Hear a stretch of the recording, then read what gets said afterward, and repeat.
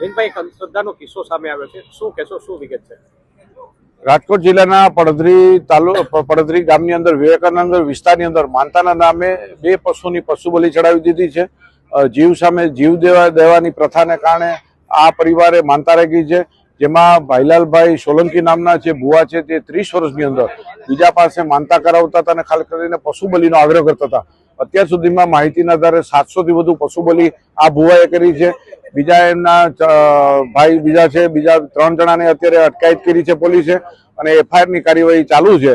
અને કોઈ પણ માનતા નામે પશુ બલિ કે પક્ષીની હત્યા કરવી તે કાનૂની અપરાધ છે અને કાનૂની ગુનો બને છે। અત્યારે વિજ્ઞાન જાતા ફરિયાદી બની અને ફરિયાદની કાર્યવાહી ચાલુ કરી છે। આ ભુવા દ્વારા અત્યાર સુધીમાં કેટલા પશુની બલિ? અત્યારે એને આ ભુવો છે ભાઈલાલભાઈ છે અને તે ધૂણે છે ખૂબ અને જાહેર મંચની અંદર પોતે પ્રદર્શન કરે છે અને 700 થી વધુ પશુ બલિ ચડાવી છે। ગુજરાતમાં હજુ પણ એવા ઘણા છેવાડાના ગામડાઓ છે ત્યાં આ પ્રકારની ઘટના બનતી હોય છે, આપ શું કહેશો?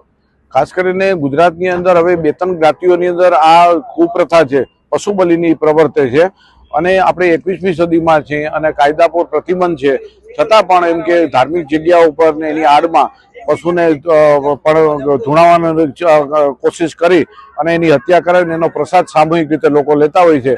તો આ કુપ્રથા હોય હવે બંધ થવી જોઈએ અને વિજ્ઞાન જાતનું અભિયાન છે, કોઈ પણ જગ્યાએ પશુ બલિ થતી હોય તે પોલીસ અને સરકારી તંત્રની મદદથી બંધ કરાવે છે।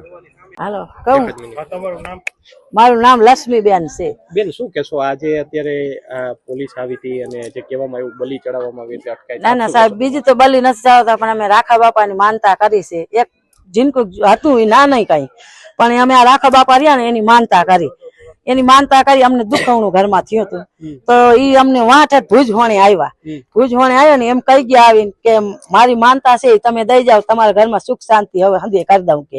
એટલે અમે અહીંયા ભુજ થી અહીંયા માનતા દેવા આવ્યા, કાલે આવતા તમે ભુજ હતા, હજી તો હાલતા નતા ત્યાં। બેન, અત્યારના સમયમાં ઘણા લોકો આ વસ્તુમાં માનતા નથી, આપ માનો છો કે આ વસ્તુ સાચી છે?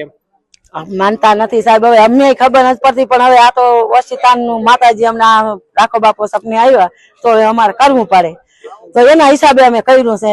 અને આ ખોટી ભરવાઈ કરી હોય ઈ જાણે ને ઈ રાખો બાપો જાણે, અમને તો કઈ ખબર નથી, આમાં અમને કોઈ જાતની ખબર નથી સાહેબ। અને મારે એક દીકરો છે ને એનો બાપ છે, 2 જ જે કરતા હતા લઈ ગયા સાહેબ, હવે મારે શું કરવું કયો? તમે કયો એમ કરી, કયો તો હું રાખા બાપાનું કૂતરાનું નાખી દઉં, કયો તો હું નાખી દઉં, ગમે એમ કરું। હવે મારે અહીં કોઈ કરવા નંબર કોણ કરે સાહેબ? 2 જણા હતા તમે લઈ ગયા સાહેબ, હવે મારે અહીં કોઈ છે ને હું શું કરી આપું કયો?